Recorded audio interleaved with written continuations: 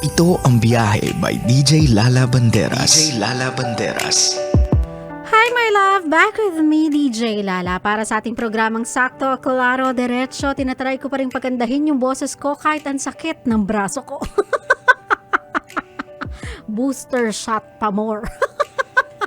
Well, anyway, that's for safety, di ba? Konting pain para naman maging safe tayo. Nako, kabisyo, idiretso na natin to sa ating biyahe sender of the night tonight.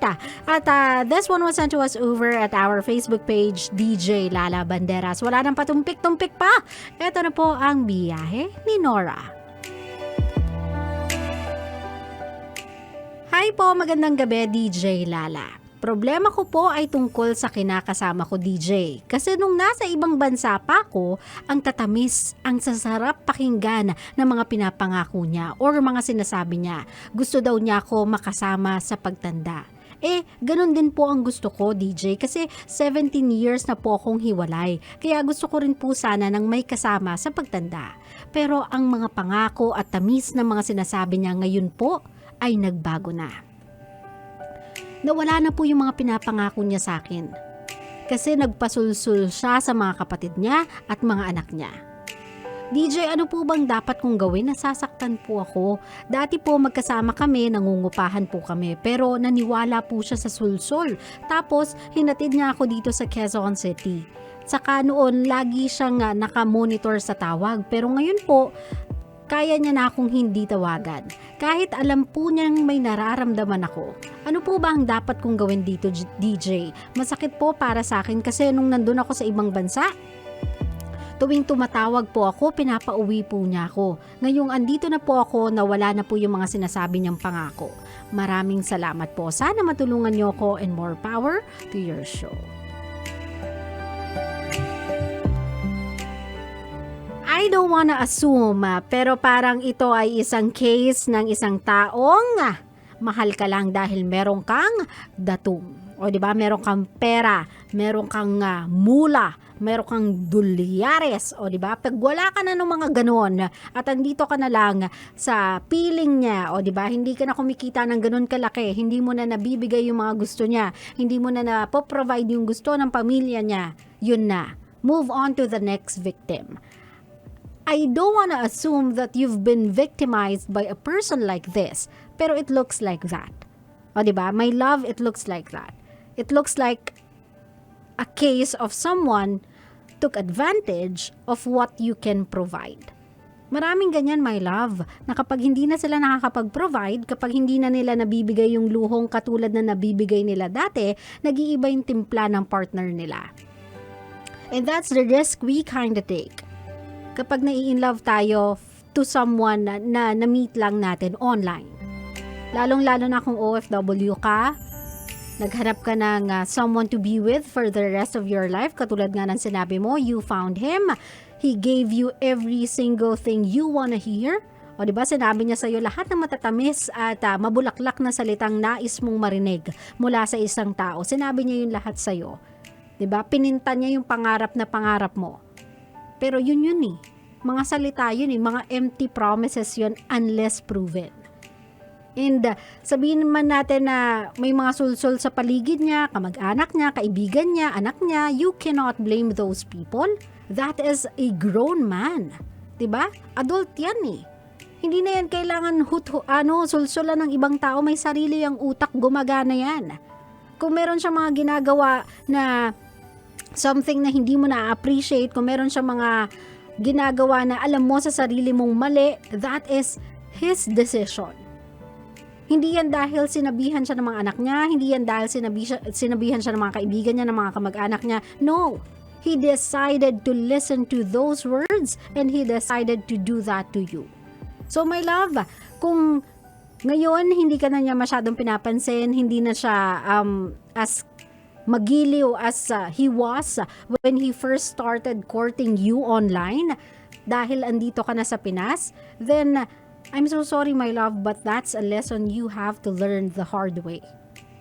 Hindi lahat ng taong mangangako sa'yo paniniwalaan mo.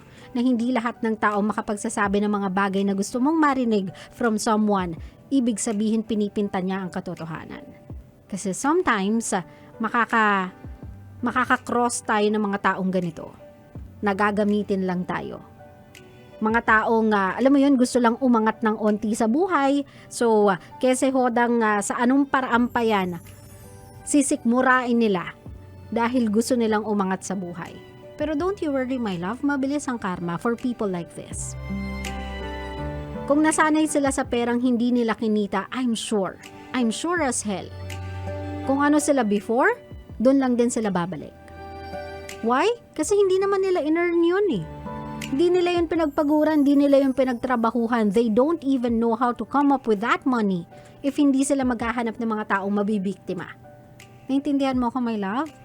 So if I were you, though I do understand the need to be with someone or the want na makahanap ng isang tao that will be true to you, pero my love, siguro kapag pumunta ka ulit ng ibang bansa, kapag nagtrabaho ka ulit sa ibang bansa at kumita ka ng pera, please, do not tolerate yung paghingi ng pera.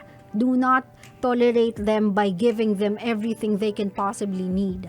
I understand yung tulong eh. Naintindihan ko yun, pero alam naman natin yung borderline ng tulong. 'Di ba? Ang pagtulong, my love, is you trying to help them create their own money, not giving them money every single time. Naintindihan mo ko, my love? I'm sure you are a grown woman as well. Matanda ka na din, my love.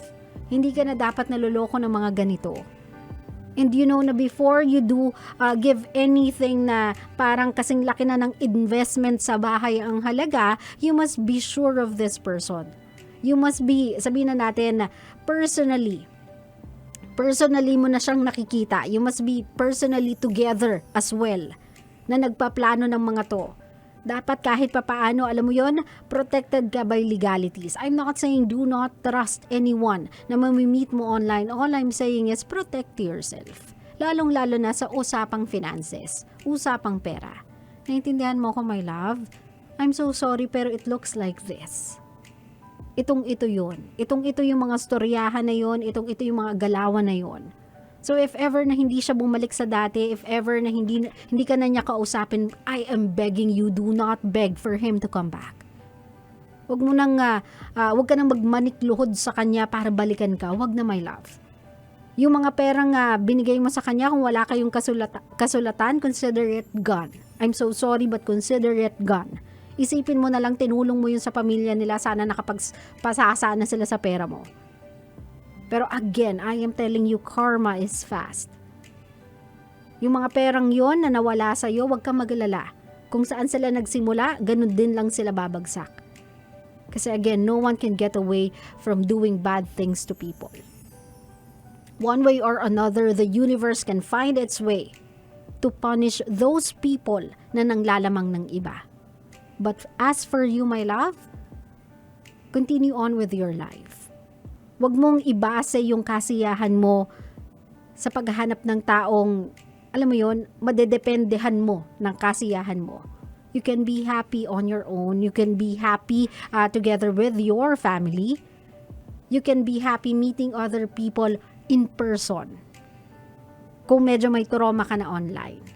Naintindihan mo ko, my love?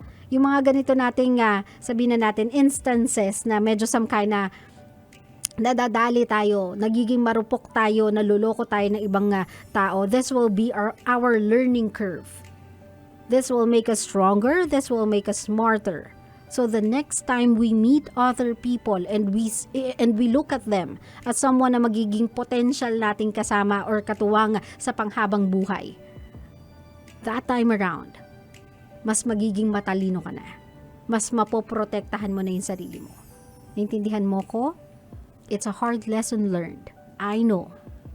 And there is no fix sa broken heart mo. Money you can earn again. So broken heart mo, you just give it time. Give yourself some time. But please, never ever be hurt by the same tactics again. Gawin mong mas matalino yung sarili mo, ate. And Nora, kung meron kang kamag-anak, meron kang kaibigan, meron kang mga trusted people around you, next time I suggest you listen to them. Sometimes kasi we are blinded by love eh. Sobrang pinipilit natin yung relasyon na mag-last panghabang buhay kasi that's what we dream of. Pero hindi kasi natin napapansin na nauubos lang tayo ng partner natin but we are not gaining anything.